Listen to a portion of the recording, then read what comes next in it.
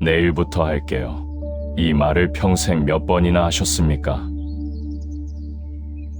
운동을 시작하겠다고, 책을 읽겠다고, 건강을 챙기겠다고 수없이 다짐했지만 작심삼일로 끝난 경험 누구에게나 있습니다. 우리는 시작은 잘합니다. 첫날은 열정이 넘칩니다. 이틀째도 괜찮습니다. 하지만 사흘째부터 핑계가 생기고 일주일이 지나면 흐지부지 됩니다. 한 달 후에는 시작했던 것조차 기억하지 못합니다. 왜 그럴까요? 의지가 약해서일까요? 나이가 들어서일까요? 아닙니다. 우리에게 필요한 것은 강한 의지가 아닙니다. 우리에게 필요한 것은 시스템입니다. 그것도 강제로라도 작동하는 시스템 말입니다. 오늘 저는 여러분께 이야기하려 합니다. 평범한 인쇄공의 아들로 태어나 꾸준함 하나로 미국 건국의 아버지가 되고 과학자가 되고 외교관이 되고 사업가가 되고 작가가 된 한 남자의 이야기를 말입니다. 그의 이름은 벤저민 프랭클린. 그는 우리에게 말합니다. 재능이 아니라 꾸준함이, 의지가 아니라 시스템이 운명을 바꾼다고 말입니다.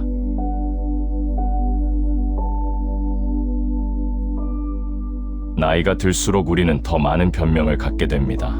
이제 와서 뭘 해도 소용없어. 젊었을 때 했어야 하는 건데, 나이가 나이인데 이제 변할 수 있겠어. 의지력이 약해서 안 돼. 이런 말들이 입에서 자연스럽게 나옵니다. 우리는 변화를 원합니다. 더 건강해지고 싶고, 더 배우고 싶고, 더 나은 사람이 되고 싶습니다. 하지만 동시에 변화를 두려워합니다. 변화는 불편하고, 힘들고, 귀찮습니다. 익숙한 것에서 벗어나는 것은 용기가 필요합니다. 그래서 우리는 타협합니다. 내일부터 하자. 다음 주부터 시작하자. 새해부터 본격적으로 하자. 하지만 내일은 결코 오지 않습니다. 다음 주도 마찬가지입니다. 새해가 되면 또 다른 핑계를 찾아냅니다. 의지력에만 의존하는 것이 문제입니다. 의지력은 근육과 같아서 사용하면 고갈됩니다. 아침에는 강했던 의지가 저녁이 되면 약해집니다. 하루 종일 여러 결정을 내리고 나면 저녁에는 올바른 선택을 할 힘이 남아있지 않습니다. 이것을 심리학에서는 의지력 고갈이라고 부릅니다. 우리가 운동을 못하는 이유는 게으름 때문이 아닙니다. 저녁이 되면 의지력이 고갈되어 있기 때문입니다. 우리가 책을 읽지 못하는 이유는 독서를 싫어해서가 아닙니다. 하루를 보내고 나면 정신적 에너지가 바닥나 있기 때문입니다. 더 큰 문제는 나이가 들수록 이 의지력이 더 빨리 고갈된다는 것입니다. 젊을 때는 무리해도 괜찮았습니다. 하지만 50, 60이 넘어가면 체력도 떨어지고 정신력도 예전 같지 않습니다. 그래서 우리는 더욱 이제는 안 돼라고 포기합니다. 하지만 진실은 이것입니다. 나이가 문제가 아닙니다. 의지력이 문제가 아닙니다. 시스템이 없는 것이 문제입니다. 우리는 잘못된 방법으로 변화를 시도해왔습니다. 의지력이라는 불안정한 기반 위에 습관을 쌓으려 했습니다. 당연히 무너질 수밖에 없습니다. 그렇다면 어떻게 해야 할까요? 의지력 없이도 꾸준할 수 있는 방법이 있을까요? 벤저민 프랭클린, 평범함에서 위대함으로. 1706년 보스턴의 가난한 양초 제조공의 집에서 한 아이가 태어났습니다. 그는 17형제 중 15째였습니다. 정규 교육은 고작 2년. 10살이 되자 아버지의 양초 공장에서 일을 도와야 했습니다. 12살에는 인쇄소 도제로 들어가 하루 종일 기계 앞에서 일했습니다. 이것이 벤저민 프랭클린의 시작이었습니다. 재능이 특출났던 것도 아니고, 부유한 집안 출신도 아니고, 좋은 교육을 받은 것도 아닙니다. 그저 평범하고 가난하고 배경 없는 소년이었습니다. 오늘날로 치면 중학교도 제대로 나오지 못한 청소년이었습니다. 하지만 그는 달랐습니다. 무엇이 달랐을까요? 바로 시스템이었습니다. 그는 일찍부터 깨달았습니다.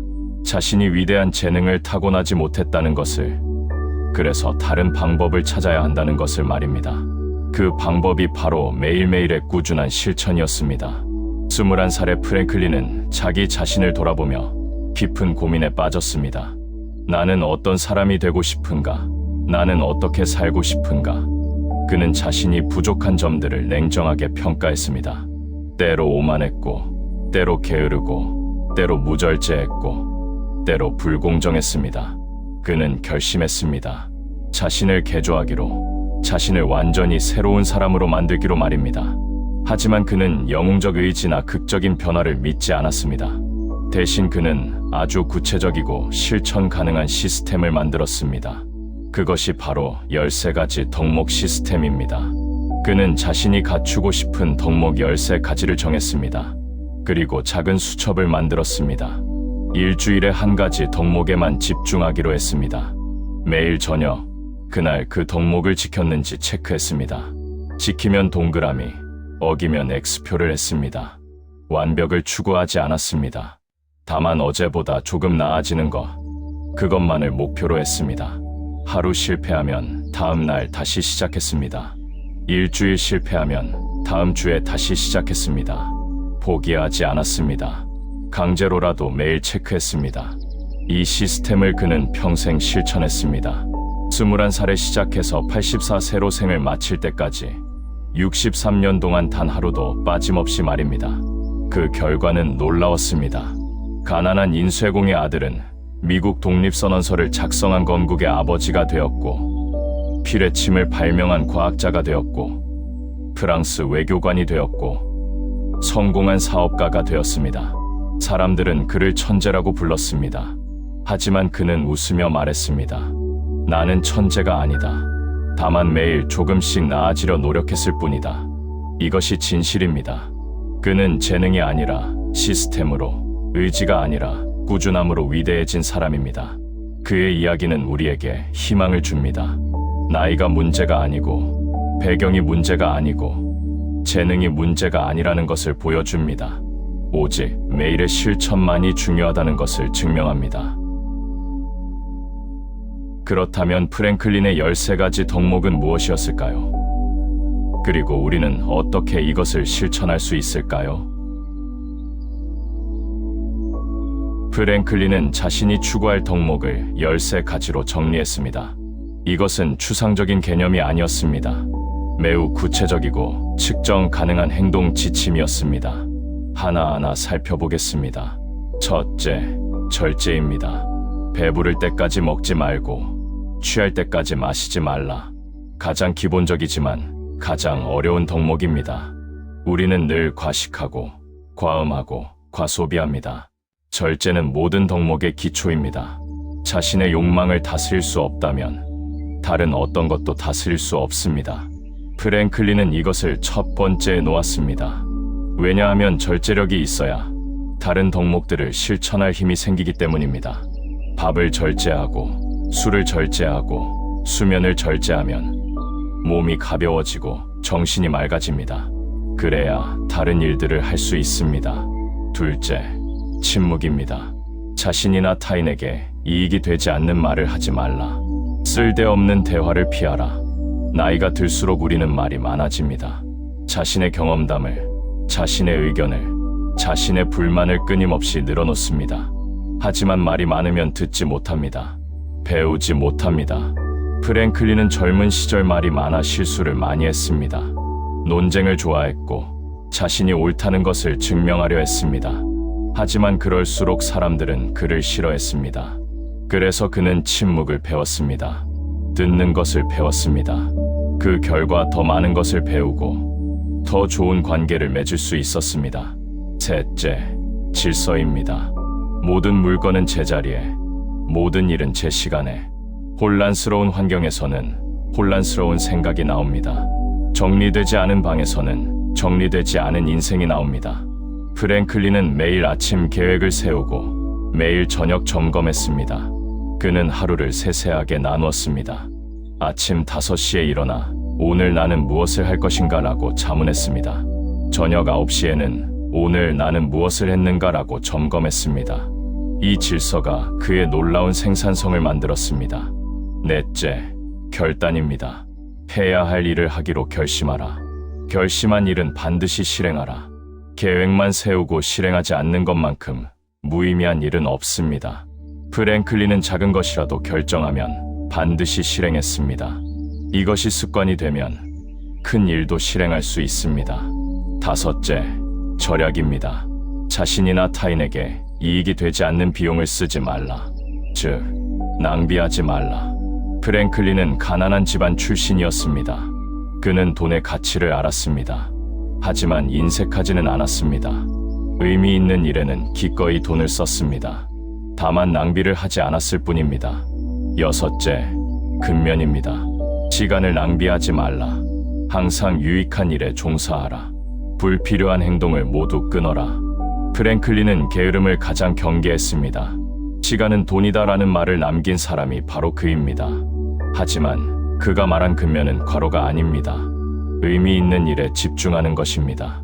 일곱째, 성실입니다. 해로운 속임수를 쓰지 말라. 순수하고 정의롭게 생각하라. 말할 때도 그렇게 하라. 거짓말은 결국 들통납니다. 신뢰를 잃으면 모든 것을 잃습니다. 프랭클린은 평생 정직했고 그래서 사람들의 신뢰를 얻었습니다. 여덟째, 정의입니다. 타인에게 해를 끼치지 말라. 의무를 다하여 타인에게 이익을 주어라. 나만 좋으면 된다는 생각은 결국 나를 고립시킵니다. 프랭클린은 공동체를 생각했고 타인을 배려했습니다. 그래서 많은 사람들이 그를 도왔습니다. 아홉째, 중용입니다. 극단을 피하라. 모욕을 당해도 마땅하다고 생각되는 만큼 분개하는 것을 삼가라. 모든 것은 균형입니다. 너무 엄격해도 안 되고 너무 관대해도 안 됩니다. 프랭클린은 중간의 길을 걸었습니다. 열 번째, 청결입니다.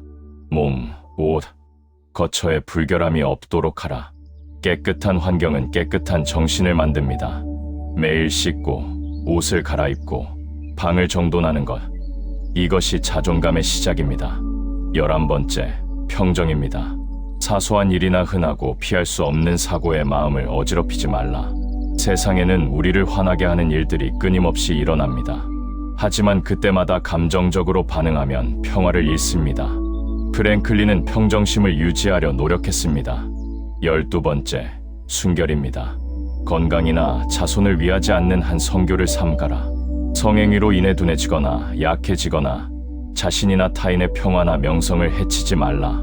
이것은 단순히 성적 절제만을 의미하지 않습니다. 모든 욕망의 절제를 뜻합니다. 13번째, 겸손입니다. 예수와 소크라테스를 본받아라. 프랭클린은 이것을 마지막에 놓았습니다. 다른 모든 덕목을 쌓고 나서야 비로소 진정한 겸손에 이를 수 있기 때문입니다. 겸손은 나는 아직 부족하다는 자각입니다. 이 자각이 있어야 계속 성장할 수 있습니다. 이 13가지 덕목을 프랭클린은 일주일에 하나씩 집중했습니다. 13 주면 한 사이클이 끝나고 1년에 4번 반복했습니다. 첫 주에는 절제에만 집중하고 다른 것은 신경 쓰지 않았습니다. 둘째 주에는 침묵에만 집중했습니다. 이렇게 하면 압도되지 않습니다. 하지만 이것을 어떻게 구체적으로 실천할 수 있을까요? 시스템은 어떻게 만들어야 할까요? 프랭클린의 천재성은 덕목을 정한 것이 아니라 그것을 실천할 시스템을 만든 데 있습니다. 그는 추상적인 목표를 구체적인 행동으로 바꾸었습니다. 측정할 수 없는 것을 측정 가능하게 만들었습니다. 그가 만든 시스템의 핵심은 체크리스트였습니다. 작은 수첩에 표를 그렸습니다. 세로축에는 13가지 덕목을, 가로축에는 요일을 적었습니다. 매일 저녁, 그날 집중한 덕목을 지켰는지 점검했습니다. 지켰으면 동그라미, 어겼으면 X표를 했습니다. 이것이 전부입니다. 거창한 의식도 없고 복잡한 절차도 없습니다. 그저 매일 저녁 5분 정도 자신을 돌아보고 표시를 하는 것뿐입니다. 하지만 이 단순한 행위가 그의 인생을 바꾸었습니다. 왜 체크리스트가 효과적일까요? 첫째, 시각화되기 때문입니다. 우리의 뇌는 시각적 정보를 좋아합니다. 수첩을 펼쳐서 동그라미가 많이 그려진 것을 보면 뿌듯함을 느낍니다. X표가 많으면 반성하게 됩니다. 이 시각적 피드백이 동기를 유지시킵니다. 둘째, 책임감이 생기기 때문입니다. 기록하는 순간 우리는 자신에게 책임을 집니다. 오늘은 절제를 지켰는가? 라는 질문 앞에서 우리는 정직해질 수밖에 없습니다. 거짓말을 해봤자 자신을 속이는 것이니까요. 셋째, 작은 승리를 쌓아가기 때문입니다. 하루 동그라미 하나는 작습니다. 하지만 일주일이면 7개, 한 달이면 30개가 됩니다. 이 작은 승리들이 모여 큰 자신감을 만듭니다. 나도 할 수 있구나라는 믿음이 생깁니다. 넷째, 과정에 집중하게 만들기 때문입니다. 우리는 보통 결과에만 집중합니다. 10kg 빼야지, 책 10권 읽어야지. 하지만 결과는 우리가 통제할 수 없습니다. 우리가 통제할 수 있는 것은 오직 오늘의 행동뿐입니다. 체크리스트는 우리를 오늘에 집중시킵니다. 프랭클린은 이 시스템을 더욱 강화하기 위해 몇 가지 원칙을 세웠습니다. 첫째, 한 번에 하나씩입니다. 13가지를 동시에 하려고 하면 압도됩니다. 그래서 일주일에 하나씩만 집중했습니다. 나머지는 신경 쓰지 않았습니다. 이번 주는 절제만 생각하고 다음 주는 침묵만 생각했습니다. 이렇게 하면 부담이 줄어듭니다. 둘째, 완벽을 추구하지 않습니다. 프랭클린도 매일 실패했습니다. X표가 동그라미보다 많은 날도 있었습니다. 하지만 그는 포기하지 않았습니다. 내일은 더 잘하면 된다고 생각했습니다. 중요한 것은 완벽이 아니라 방향입니다. 셋째, 매일 같은 시간에 합니다. 프랭클린은 매일 저녁 9시에 수첩을 펼쳤습니다. 같은 시간, 같은 장소에서 하면 습관이 됩니다. 생각할 필요 없이 자동으로 하게 됩니다. 의지력을 쓰지 않아도 됩니다. 넷째, 기록을 보관합니다. 프랭클린은 수십 년간의 기록을 모두 보관했습니다. 가끔 과거의 수첩을 꺼내보며 자신이 얼마나 성장했는지 확인했습니다. 이것이 큰 동기부여가 되었습니다. 이 시스템의 핵심은 강제성입니다. 기분이 좋든 나쁘든, 피곤하든 안 피곤하든 매일 저녁 9시가 되면 수첩을 펼쳐야 합니다. 선택의 여지가 없습니다. 이것이 의지력에 의존하지 않는 방법입니다. 의지력은 변덕스럽습니다. 오늘 강하다가 내일 약해집니다. 하지만 시스템은 변하지 않습니다. 매일 같은 시간에 같은 방식으로 작동합니다. 이것이 시스템의 힘입니다.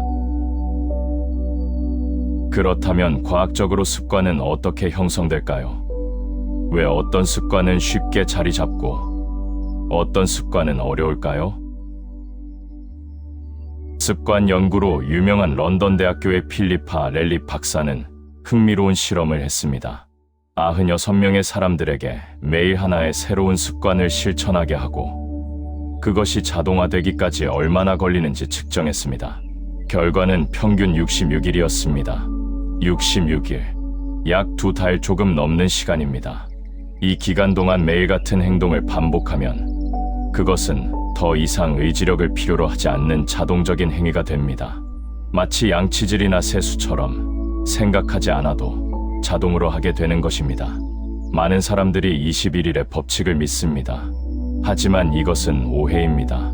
21일은 너무 짧습니다. 21일 정도면 습관의 씨앗이 뿌려진 것일 뿐 아직 뿌리 내리지 않았습니다. 조금만 방심하면 금방 사라집니다. 진정한 습관이 되려면 최소 66일이 필요합니다. 66일 동안 무슨 일이 일어날까요? 우리 뇌에서는 신경 경로가 형성됩니다. 처음에는 새로운 행동을 할 때마다 많은 정신 에너지가 필요합니다. 뇌가 의식적으로 명령을 내려야 합니다. 하지만 반복하면 할수록 그 경로가 강화됩니다. 마치 숲속에 길을 내는 것과 같습니다. 처음 숲을 지날 때는 풀을 헤치고 나무를 피하며 힘들게 가야 합니다. 하지만 같은 길을 매일 지나다 보면 점점 길이 생깁니다. 풀이 눌리고 흙이 다져지며 명확한 길이 만들어집니다. 그러면 이제는 생각 없이도 그 길로 가게 됩니다. 습관도 마찬가지입니다. 66일이 지나면 그 행동은 자동화됩니다. 아침에 일어나자마자 물을 마시는 것, 계단을 오를 때 바른 자세를 유지하는 것, 저녁마다 일기를 쓰는 것, 이런 것들이 생각할 필요 없이 자동으로 일어납니다. 이것이 습관의 힘입니다. 하지만 더 놀라운 것은 복리 효과입니다. 프랭클린이 사랑했던 개념입니다. 그는 이렇게 말했습니다. 돈이 돈을 낳고 그 새끼가 더 많은 돈을 낳는다. 이것은 습관에도 적용됩니다. 매일 1% 나아진다고 상상해 봅시다. 하루에 1%는 거의 눈에 띄지 않습니다. 어제와 오늘이 거의 같아 보입니다. 하지만 1년이 지나면 어떻게 될까요? 수학적으로 계산하면 1.01에 365제곱은 37.78입니다. 약 38배가 됩니다. 매일 1%씩 나아지면 1년 후에는 지금보다 38배 나은 사람이 됩니다. 반대로 매일 1% 나빠진다면 어떻게 될까요? 0.99에 365제곱은 0.03입니다. 거의 제로에 가깝습니다. 매일 조금씩 나빠지면 1년 후에는 거의 아무것도 남지 않습니다.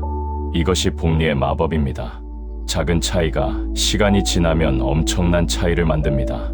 오늘 운동 10분 하는 것과 안 하는 것은 큰 차이가 없어 보입니다. 하지만 1년, 10년을 보면 그 차이는 하늘과 땅입니다.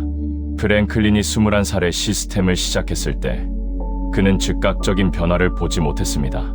첫 주, 첫 달은 여전히 부족한 자신을 발견했습니다.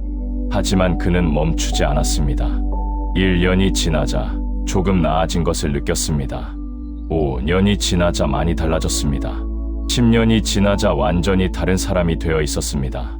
사람들은 그를 천재라고 불렀지만 그는 알고 있었습니다. 자신은 천재가 아니라 복리의 수혜자라는 것을 말입니다. 매일의 작은 노력이 쌓이고 쌓여 거대한 결과를 만들어낸 것입니다. 이것이 우리에게 희망을 줍니다. 우리는 하루아침에 변할 수 없습니다. 하지만 매일 조금씩은 변할 수 있습니다. 그리고 그 조금씩이 모이면 언젠가는 우리도 상상하지 못했던 곳에 도달해 있을 것입니다.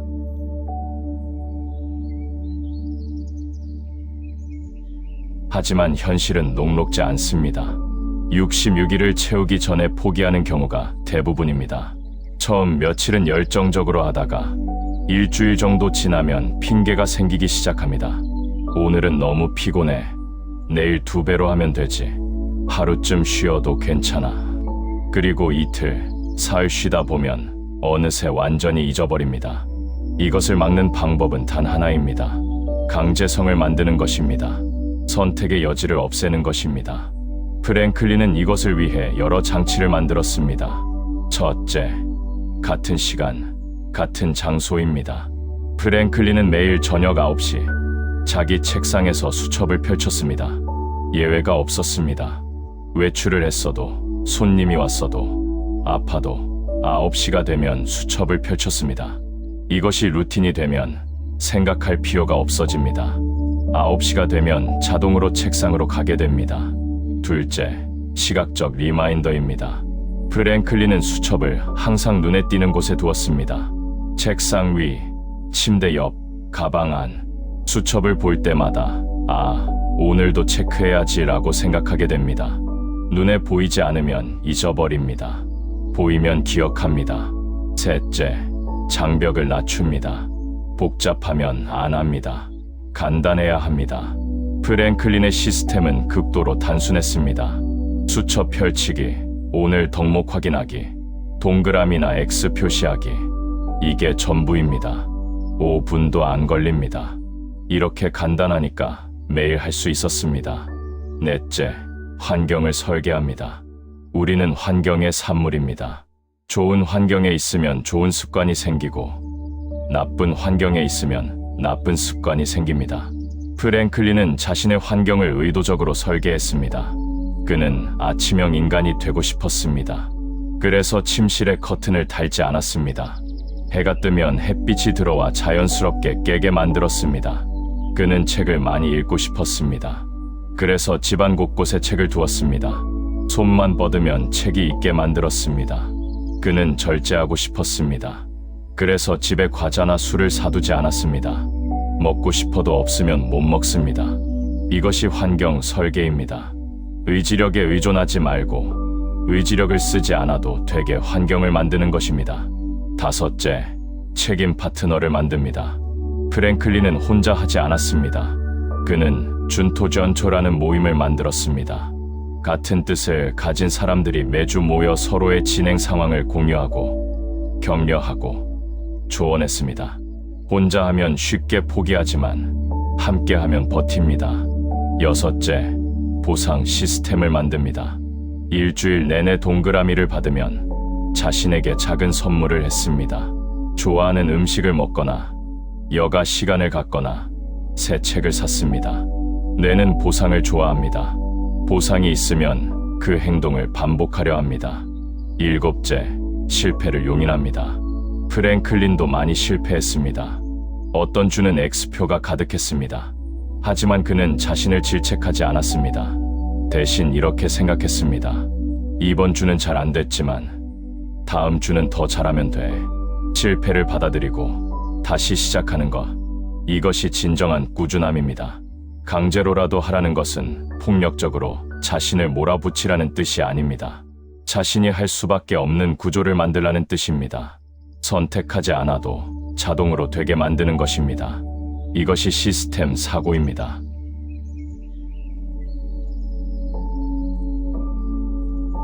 이제 와서 뭘 해도 소용없어. 많은 중장년들이 이렇게 말합니다. 젊었을 때 했어야 하는데 이제 너무 늦었다고 생각합니다. 하지만 이것은 착각입니다. 프랭클린은 21살에 시작했습니다. 젊은 나이였습니다. 하지만 그가 진정으로 큰 성과를 낸 것은 40대 이후였습니다. 과학 실험도, 외교 활동도, 공공사업도 모두 중년 이후의 일이었습니다. 젊었을 때의 꾸준한 수양이 중년의 위대한 성취로 이어진 것입니다. 중장년에게는 젊은이들에게 없는 강점이 있습니다. 첫째, 자기 자신을 압니다. 젊은 시절에는 자신이 누군지 잘 모릅니다. 여기저기 기웃거리며 시간을 낭비합니다. 하지만 50, 60이 되면 자신이 무엇을 좋아하고 무엇을 잘하고 무엇이 중요한지 압니다. 이 자기 이해가 있으면 집중할 수 있습니다. 둘째, 급하지 않습니다. 젊은이들은 빨리 성공하고 싶어 합니다. 그래서 조급하고 쉽게 포기합니다. 하지만 중장년은 인생이 마라톤임을 압니다. 천천히, 꾸준히 가는 것이 결국 더 멀리 간다는 것을 경험으로 알고 있습니다. 셋째, 시간의 소중함을 압니다. 젊을 때는 시간이 무한하다고 생각합니다. 그래서 함부로 씁니다. 하지만 나이가 들수록 시간이 유한하다는 것을 깨닫습니다. 이 깨달음이 오히려 집중력을 높입니다. 낭비할 시간이 없으니 정말 중요한 것에만 집중하게 됩니다. 넷째, 인내심이 있습니다. 젊을 때는 참을성이 부족합니다. 당장 결과가 안 나오면 다른 것으로 갈아탑니다. 하지만 나이가 들면 인내하는 법을 배웁니다. 결과는 천천히 온다는 것을, 하지만 반드시 온다는 것을 압니다. 다섯째, 잃을 것이 적습니다. 젊은이들은 실패가 두렵습니다. 다른 사람들의 시선이 신경 쓰입니다. 하지만 중장년은 이미 인생의 대부분을 살았습니다. 이제 남의 시선이 크게 중요하지 않습니다. 하고 싶은 것을 하고 되고 싶은 사람이 될 자유가 있습니다. 프랭클린이 우리에게 보여준 것은 나이는 숫자에 불과하다는 것입니다. 중요한 것은 오늘부터 무엇을 하느냐입니다. 50에 시작해도, 60에 시작해도, 70에 시작해도 늦지 않습니다. 10년만 꾸준히 하면 놀라운 변화가 일어납니다. 하루 10분씩 걷기를 시작한다고 생각해 봅시다. 첫날은 별 차이가 없습니다. 일주일 후에도 큰 변화는 없습니다. 하지만 한 달, 석 달, 1년이 지나면 확실히 달라집니다. 체력이 좋아지고, 체중이 줄고, 기분이 밝아집니다. 10년을 하면 또래보다 훨씬 건강한 노년을 맞이합니다. 하루 한 페이지씩 책을 읽는다고 생각해 봅시다.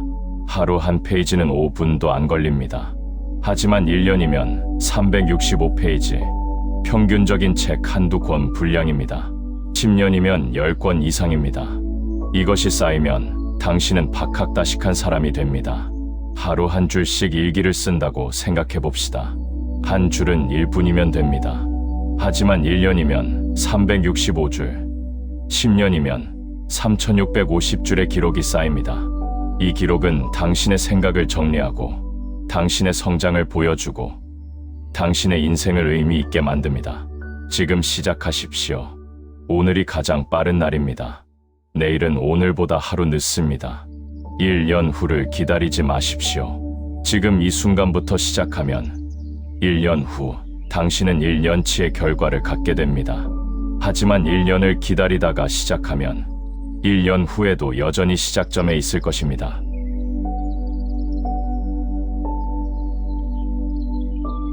그렇다면 구체적으로 무엇을 어떻게 해야 할까요? 프랭클린의 시스템을 우리 상황에 맞게 적용해 봅시다. 1단계 하나를 선택하십시오. 프랭클린처럼 13가지를 한꺼번에 하려 하지 마십시오. 처음에는 단 하나만 선택하십시오. 가장 중요하다고 생각되는 것, 가장 시급한 것, 가장 하고 싶은 것 중 하나를 고르십시오. 건강이 걱정이면 운동을, 지식이 부족하면 독서를, 마음이 혼란스러우면 명상을, 관계가 소원하면 감사 표현을 선택하십시오. 무엇이든 좋습니다. 단 하나만 선택하십시오. 여러 개를 하려다가는 하나도 못합니다. 2단계 아주 작게 시작하십시오. 처음부터 크게 하려 하지 마십시오. 하루 1시간 운동 너무 큽니다. 하루 10분으로 시작하십시오. 아니, 5분도 좋습니다. 중요한 것은 크기가 아니라 매일 한다는 것입니다.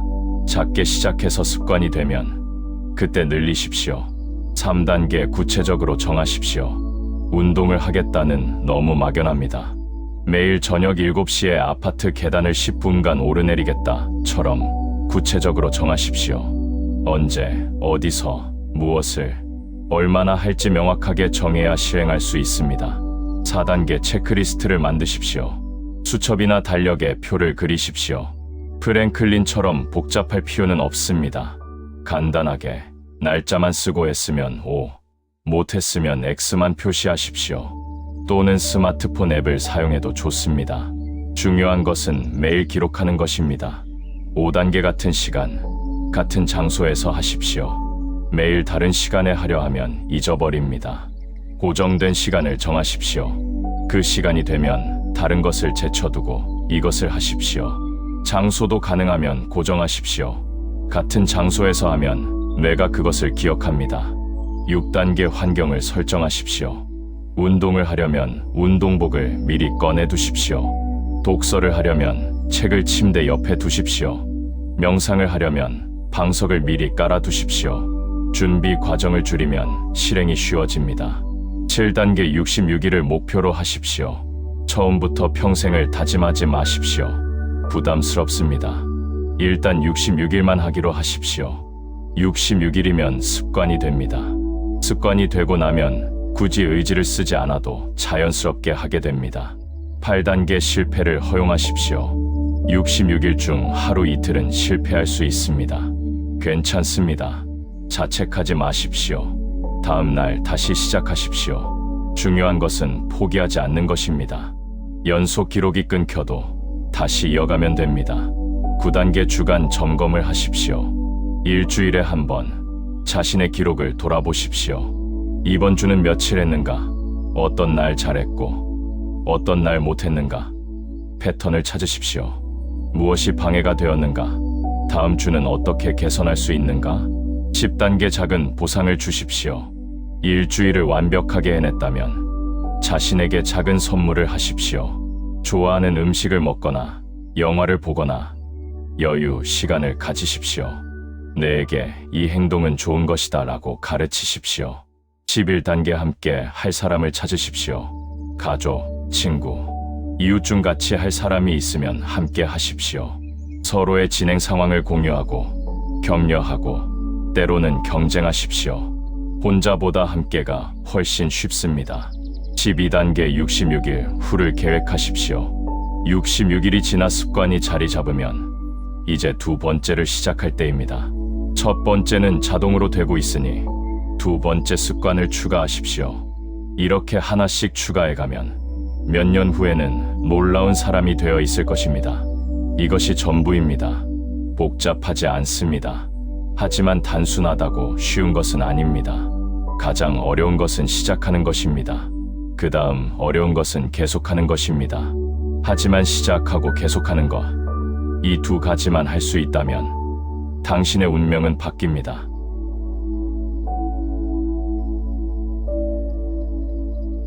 프랭클린은 84세의 나이로 세상을 떠났습니다. 임종 직전까지 그는 자신의 수첩을 펼쳐보았다고 합니다. 63년간의 기록이 그곳에 있었습니다. 수천 개의 동그라미와 X표가 그의 인생을 증언하고 있었습니다. 그는 완벽하지 않았습니다. X표도 많았습니다. 특히 겸손이라는 덕목은 평생 어려워했다고 자서전에 고백했습니다.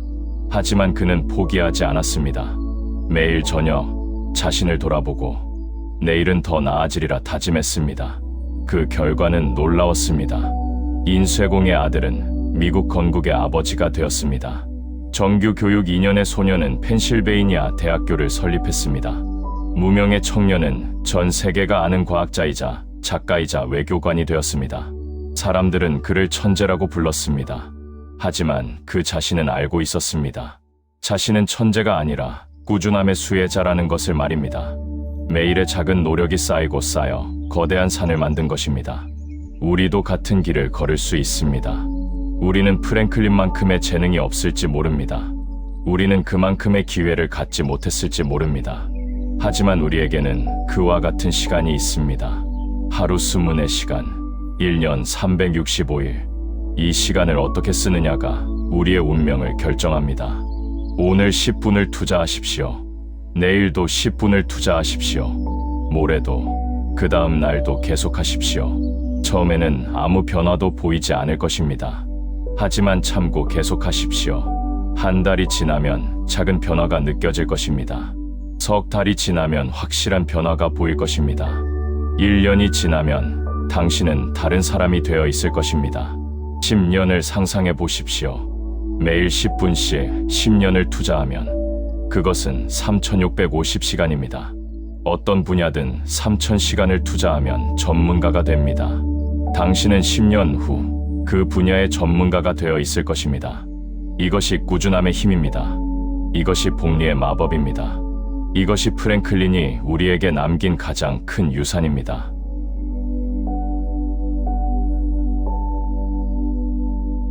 프랭클린은 이렇게 말했습니다. 오늘 할 수 있는 일을 내일로 미루지 말라. 지금 이 순간이 가장 중요합니다. 내일을 기다리지 마십시오. 다음 주를 기다리지 마십시오. 새해를 기다리지 마십시오. 지금 바로 이 순간부터 시작하십시오. 수첩을 꺼내십시오. 또는 종이 한 장을 꺼내십시오. 당신이 바꾸고 싶은 것 하나를 적으십시오. 그것을 언제, 어디서, 어떻게 할지 구체적으로 적으십시오. 그리고 오늘부터 시작하십시오. 완벽하지 않아도 됩니다. 작아도 됩니다. 중요한 것은 시작하는 것입니다. 그리고 내일도 하는 것입니다. 모레도 하는 것입니다. 66일 동안 계속하는 것입니다. 의지에 의존하지 마십시오. 시스템을 만드십시오. 강제로라도 하게 만드는 구조를 설계하십시오. 환경을 바꾸십시오. 선택의 여지를 없애십시오. 당신의 나이는 중요하지 않습니다. 50이든 60이든 70이든 지금이 가장 좋은 때입니다. 10년 후를 상상해 보십시오. 10년 후에 당신은 오늘의 당신에게 감사할 것입니다. 그때 시작하길 정말 잘했어 라고 말할 것입니다. 반대로 오늘 시작하지 않는다면 10년 후에 당신은 후회할 것입니다. 그때 시작했더라면 이라고 아쉬워할 것입니다. 어느 쪽에 당신이 되고 싶습니까? 프랭클린은 평범한 사람이었습니다. 재능도 평범했고 배경도 평범했습니다. 하지만 그는 꾸준함으로 위대해졌습니다. 당신도 할 수 있습니다. 당신 안에도 그와 같은 가능성이 있습니다. 단지 아직 발견하지 못했을 뿐입니다. 오늘부터 발견하십시오. 매일 10분씩 자신을 발견하는 시간을 가지십시오. 매일 조금씩 자신을 개선하는 노력을 하십시오. 그 작은 노력들이 모여 언젠가 당신은 상상하지 못했던 곳에 서 있을 것입니다. 꾸준함은 운명을 바꿉니다. 강제로라도 하십시오. 66일만 버티십시오. 그러면 당신의 인생이 바뀝니다. 이것은 약속이 아니라 과학입니다. 수많은 사람들이 증명한 진리입니다. 당신도 그 증명에 동참하십시오. 오늘, 지금, 이 순간부터 시작하십시오. 1년 후, 당신은 완전히 다른 사람이 되어 있을 것입니다. 10년 후, 당신은 스스로도 믿기 힘든 곳에 서 있을 것입니다. 프랭클린의 마지막 조언을 기억하십시오. 에너지와 끈기는 모든 것을 정복한다. 당신에게는 에너지가 있습니다. 당신에게는 끈기가 있습니다. 이제 필요한 것은 오직 하나, 시작하는 것뿐입니다. 시작하십시오. 지금.